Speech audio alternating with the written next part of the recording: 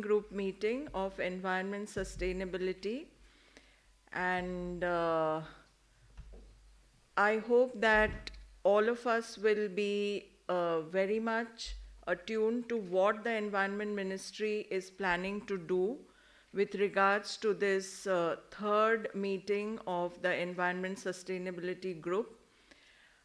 We have with us Additional Secretary of the Ministry of Environment, Forest and Climate Change, Richa Sharma ji. We are also joined by the Additional Director General of PIB Delhi, who is in charge of media and communication of the Ministry of Environment, Forest and Climate Change. And I request Richa ji to first show us a presentation, and after that she will give us an overview regarding this third working group and what the ministry is planning by way of side events. And then we'll throw the floor open for questions. I request all of us to please keep our mobiles on silent. And when you ask questions, please introduce yourself and your organization. Thank you. Thank you. I'm joined by my colleague, Mr. Nilesh Shah. He's Joint Secretary in the Ministry, and together we will be addressing any questions that you may have. So this is the third meeting of the Environment Climate Sustainability Working Group. It's a very important meeting because it is coming just before the ministerial, which will conclude our work. Yes. Right. So I just wanted to say that this is the third meeting of the ECSWG. It's a very important one because now we are building up towards the finale. This is just a snapshot in which you can see that the participation from the G20 countries and guest countries has been increasing. In the first ECSWG, of course, we had attendance of 124, attendance of 130. So far, the registrations we have for this meeting is 139. So you see that the participation from the G20 countries has been quite significant in all the meetings of the working group. So we have, we can see how many from the member countries, guest countries, and many international organizations. 14 international organizations are invited to attend the meetings of the Environment Climate Sustainability Working Group, and you have them listed here. It includes multilateral development banks, secretariats of the Rio Conventions, the energy-related agencies like IRENA. So there's a whole span of organizations that are working in the field of environment, climate, and nature. 10 guest countries have been invited. I think this is one of the highest number of guest countries being invited by any presidency. So 10 is a large number. So 10 guest countries, 20 G20 countries. Already there's a participation of 30 countries and 14 international organizations. So this is just giving a timeline that we had we assumed the presidency in December, then we met first in Bangalore, then we met second in Gandhinagar. Now we are having the third meeting in Mumbai, and our next meeting will be in Chennai in the month of July. That is when all the ministers of environment and climate from all the G20 countries will come. And then there is the summit meeting, which will happen in Delhi in September. That would conclude the work of India's G20 presidency. So this is just to show some of the highlights and snapshots of our second meeting that was held in Gandhinagar. And the purpose, as you all know, of the G20 itself is to bring together the world's biggest economies to address the pressing global challenges that require collective action. Climate and environment challenges in particular are those that require collective efforts. Each country individually cannot solve a problem like the climate crisis. And therefore, the Environment and Climate Sustainability Working Group is a very important working group that tries to build the resolve and ambition of all the G20 countries in addressing the pressing global challenges, whether it is biodiversity loss, whether it is combating climate change, whether it is arresting and halting land degradation, improving resource efficiency. So these are all the kind of challenges which this working group is addressing. So this is, as you know, that we always try to give an experience to the delegates. Besides the thematic discussions in a conference mode, we also organize thematic site visit, and an excursion. So in Gujarat, the focus was on water.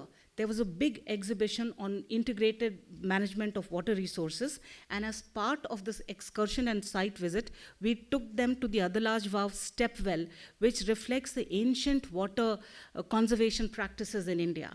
So our site visits are planned in such a manner that they always are related to our theme, but also give an experience to our delegates about the culture and other important.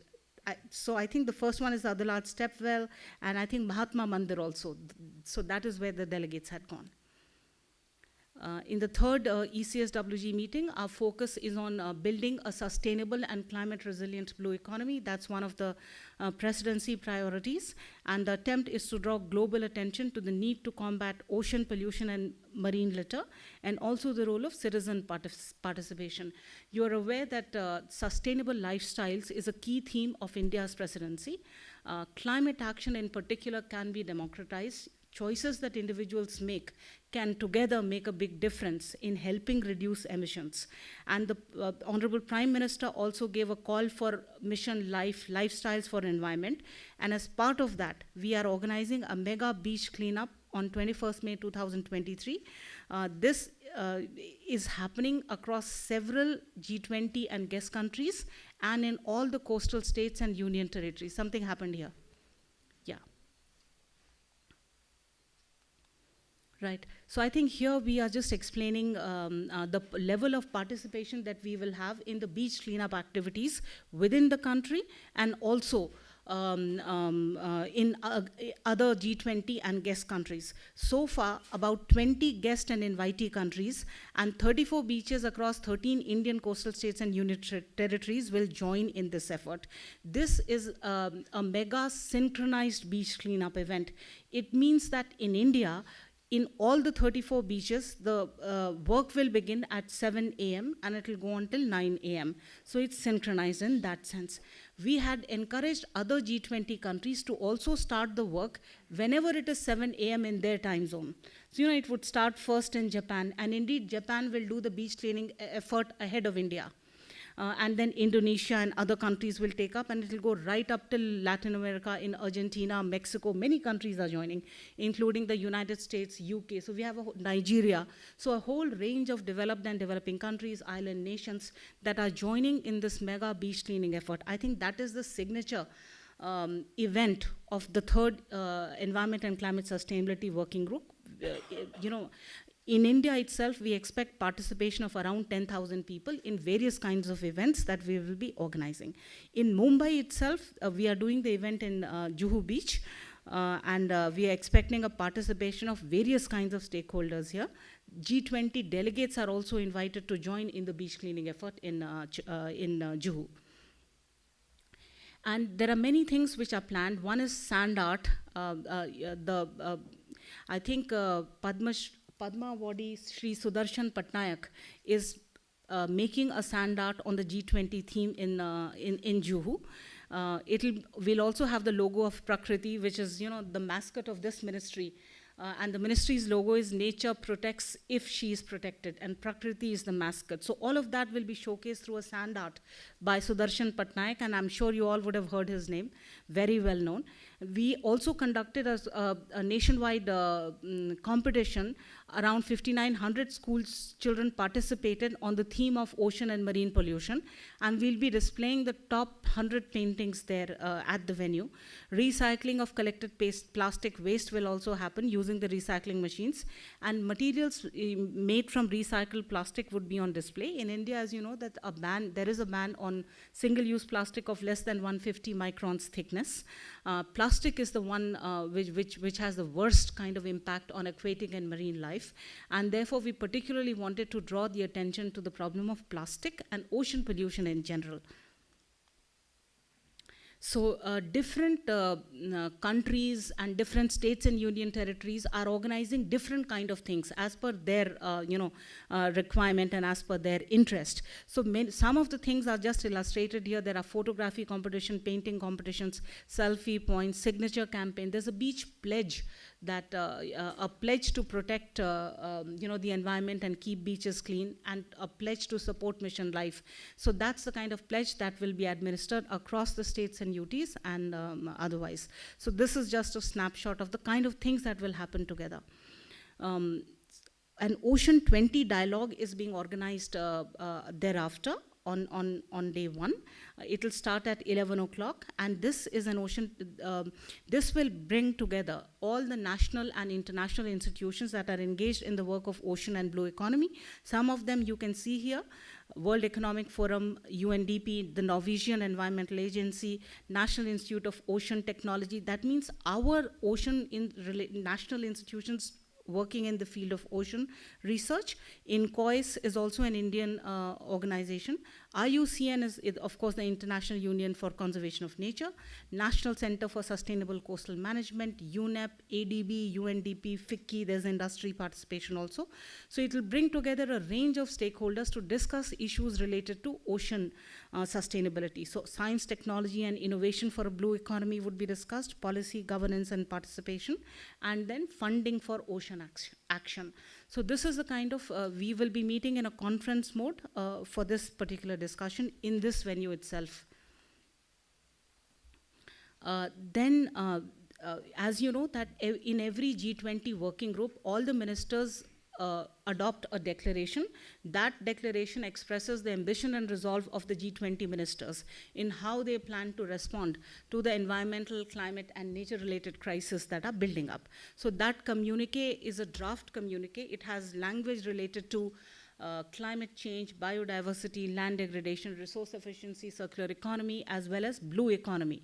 But exactly what has to be, what aspect has to be given more emphasis, what is something that needs to be given prominence now, all those kind of negotiations happen. So that's some of the work that we will begin in the third meeting of the working group. So the ministerial communique, as I just mentioned, that it would have these three are the key themes, and within that there are certain outcome documents towards which we are working.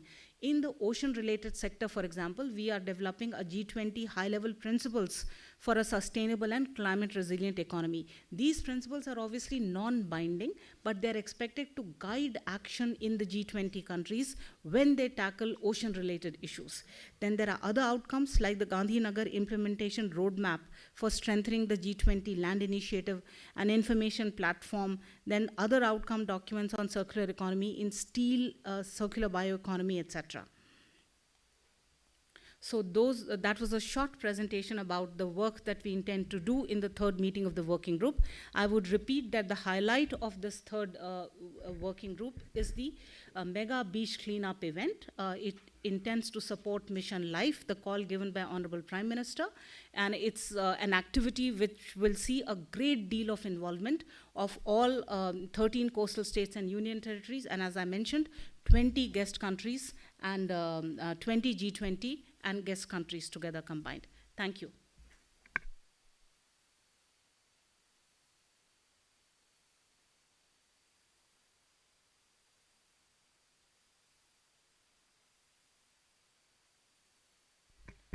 I think that was a very informative and all-inclusive presentation. So we can ask for questions, Sanjay ji.